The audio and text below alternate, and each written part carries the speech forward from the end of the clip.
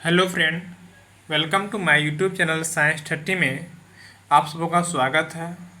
आज मैं फिर से आप सबों के लिए क्लास 10th के रिफ्लेक्शन ऑफ लाइट जो फिजिक्स का सब्जेक्ट है उसमें से संबंधित कुछ ऑब्जेक्टिव लेके आया हूँ जो कि आप सबों को 2023 के एग्ज़ाम में दिखने को मिलेगा।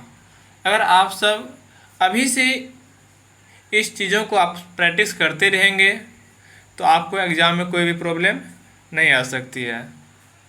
तो मैं आज आप सबों को ओनली 35 ऑब्जेक्टिव में से 15 ऑब्जेक्टिव कराऊंगा। जैसे कि मैं आप सबों को अगले वीडियो में लाइव प्रोसेस से संबंधित 15 ऑब्जेक्टिव पहला पार्ट में और 19 ऑब्जेक्टिव सेकेंड पार्ट में करा चुका हूँ जो कि बायोलॉजी का है, लाइव प्रोसेस से संबंधित। अगर आप नहीं देखे हैं तो उनको जाके देख सकते हैं जो कि 2023 एग्ज़ाम के लिए अति महत्वपूर्ण है। तो चलिए आज में शुरू करते हैं। प्रकाश के परावर्तन के कितने नियम हैं? तो आप सब जानते होंगे कि प्रकाश के परावर्तन के दो नियम हैं।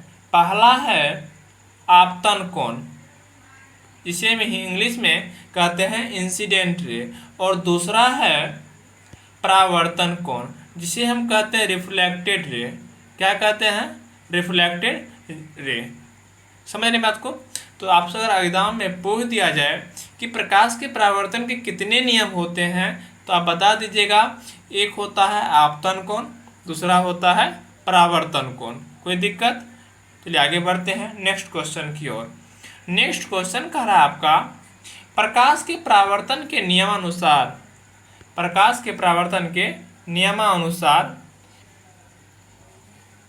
प्रकाश बराबर होते हैं एक आपतन कोण से एक परावर्तन कोण। तो आपतन कोण आपका हो गया I इक्वल परावर्तन कोण I R। तो जिससे कि मैं आप सबको आगे बताए थे कि इंसिडेंट रे और रिफ्लेक्टेड रे, आपतन कोण और परावर्तन कोण, ये दोनों क्या होता है? बराबर होता है। ये दोनों क्या होता है? बराबर होता है। समझ रहे बात को? अब चलिए नेक्स्ट की आगे बढ़ते हैं क्वेश्चन की ओर। नेक्स्ट क्वेश्चन का रहा है समतल दर्पण के द्वारा बना हुआ प्रतिबिंब कैसा होगा? समतल दर्पण आप सब जानते होंगे। समतल दर्पण के द्वारा प्रतिबिंब जो होता है वह कैसा होता है? तो समतल दर्पण के द्वारा बना हुआ प्रतिबिंब आपको आभासी और सीधा होगा। कैसा होगा? आभासी और सीधा। समझ रहे बात को? जो अपने घरों में आप सब यूज करते होंगे, प्लेन मिरर। चलिए नेक्स्ट क्वेश्चन की ओर बढ़ते हैं। नेक्स्ट क्वेश्चन का रहा है कि आधुनिक क्वांटम सिद्धांत के आधार पर प्रकाश का कण तथा तरंग दोनों माना गया है। आधुनिक क्वांटम जो दिया था, सिद्धांत दिया, एक थ्योरी दिया, उसके आधार पर प्रकाश को क्या किया गया है? कण तथा तरंग दोनों माना गया है। प्रकाश को क्या माना गया है? कण और एक वेव दोनों रूप से माना गया है। किसको? प्रकाश को। किस आधुनिक युग में क्वांटम एक थ्योरी दिया जिसके आधार पर प्रकाश को क्या माना गया? कण तथा तरंग दोनों रूप से माना गया। देख रहे हैं आंसर। अब नेक्स्ट क्वेश्चन की ओर बढ़ते हैं। नेक्स्ट क्वेश्चन का रहा है समतल दर्पण की वक्रता त्रिज्या होती है। अब समतल दर्पण की वक्रता त्रिज्या होगी, वो क्या होगी? अनंत होता है। उसका वक्रता त्रिज्या अनंत होता है, इन्फिनिटी। उसका कोई निश्चित नहीं है, वो अनंत होता है। समझ बात को? इन्फिनिटी होता है। समझ रहे हैं? चलिए नेक्स्ट क्वेश्चन को पढ़ते हैं आगे। नेक्स्ट क्वेश्चन का रहा है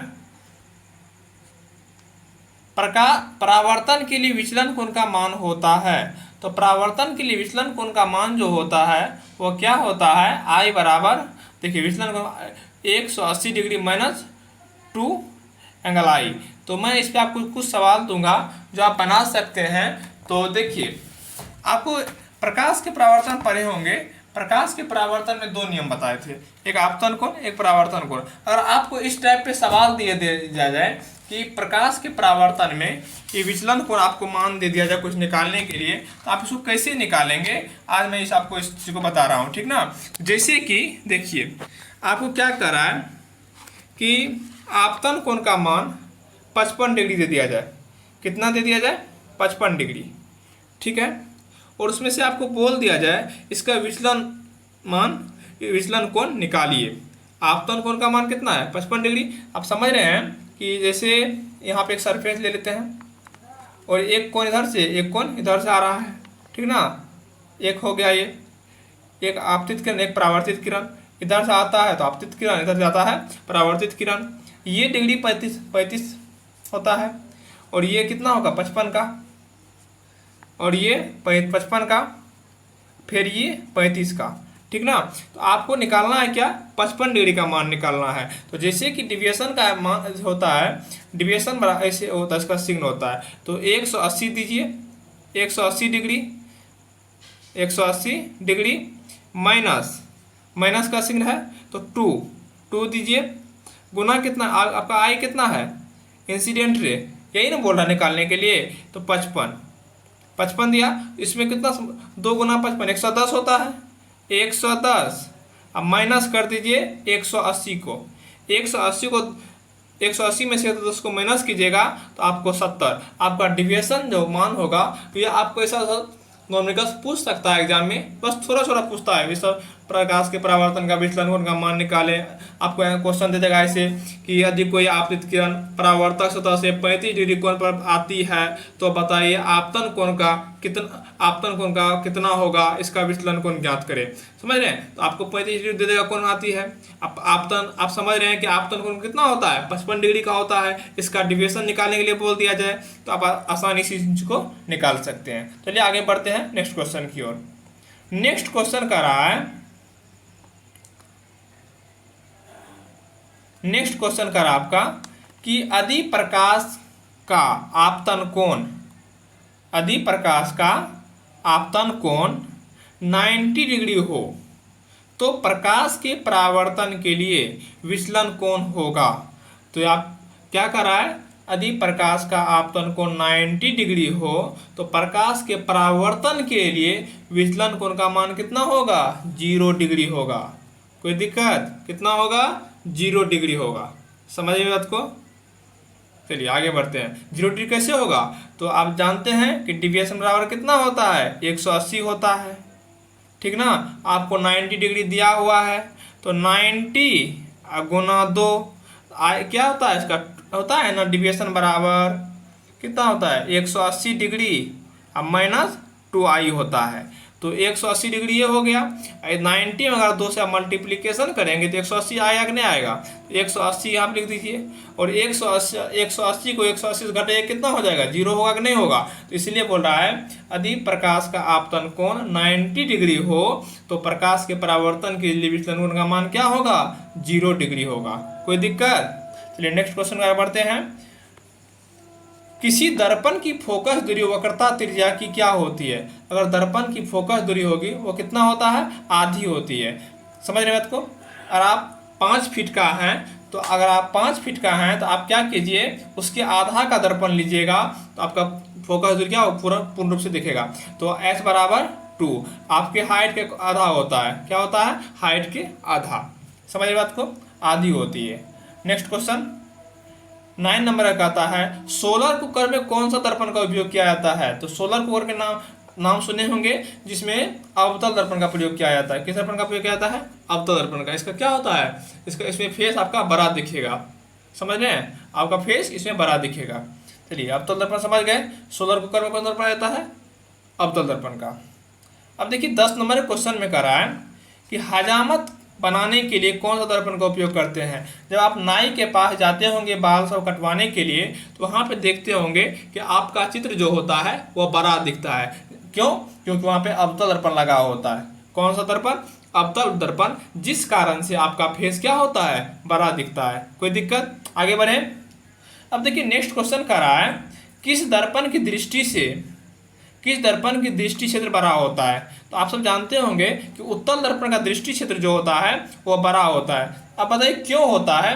आप सब देखते होंगे बड़ा आप मोटरसाइकिल चलाते होंगे, मोटर गाड़ी चलाते होंगे तो उसके एक दर्पण लगाते होंगे जिससे आपको बड़ा चीज़, जैसे कोई ट्रक आ रही है तो आपको छोटा दिखेगा। क्या होगा छोटा दिखेगा। इसलिए दर्पण का दृष्टि क्षेत्र जो होता है वह बड़ा होता है, वह उत्तल दर्पण अपने लोग गाड़ी में यूज करते हैं। कौन सा करते हैं? उत्तल दर्पण। इसी कारण, जिस कारण से, क्योंकि कोई बड़ा चीज आए तो हमको छोटा दिखे, उसको आसानी से करें। अगर अवतल दर्पण लगा लीजिएगा तो कोई आपको छोटा आदमी क्या दिखेगा? बड़ा दिखेगा। बड़ा दिखने आपको पता नहीं चलेगा कितना गाड़ी आ रही है नहीं आ रही है।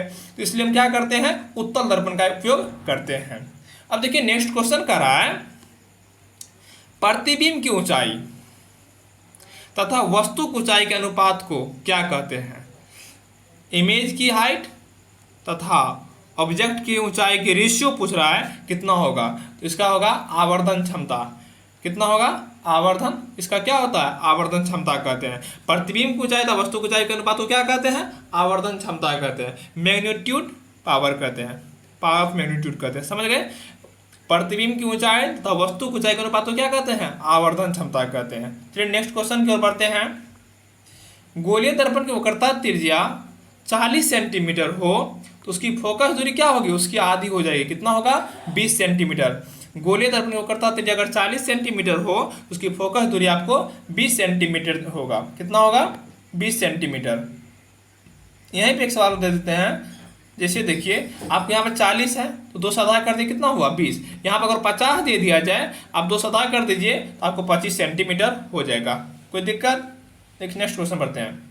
उत्तल दर्पण में किस प्रकार का प्रतिबिंब बनता है? तो उत्तल दर्पण में आपका प्रतिबिंब जो बनेगा वो होगा आभासी तथा सीधा। आभासी और सीधा होगा। उत्तल दर्पण के द्वारा बना प्रतिबिंब आभासी और सीधा होता है। अब नेक्स्ट क्वेश्चन की ओर बढ़ते हैं। दर्पण की चौड़ाई को दर्पण का कहा जाता है, द्वारक कहा जाता है। दर्पण की चौड़ाई को दर्पण का क्या कहा जाता है? द्वारक, दरवाजा कहा जाता है। समझ रहे हैं ये बात? डोर। क्या कहा जाता है? डोर। दर्पण की चौड़ाई को दर्पण का कहा जाता है क्या? द्वारक कहा जाता है। तो आपका 15 क्वेश्चन कंप्लीट हो गए। ज्यादा क्वेश्चन नहीं कराएंगे, ज्यादा क्वेश्चन कराने से आप सभी बोर हो सकते हैं। अभी अगर आप सब 15 क्वेश्चन को कंप्लीट करते जा रहे हैं तो आप लोगों को कोई भी प्रॉब्लम एग्जाम में नहीं आएगी। 100% हम गारंटी देते हैं कि एक भी क्वेश्चन आपको एग्जाम में बाहर नहीं जाएगा। ठीक है, मिलते हैं नेक्स्ट वीडियो में फिर से कल।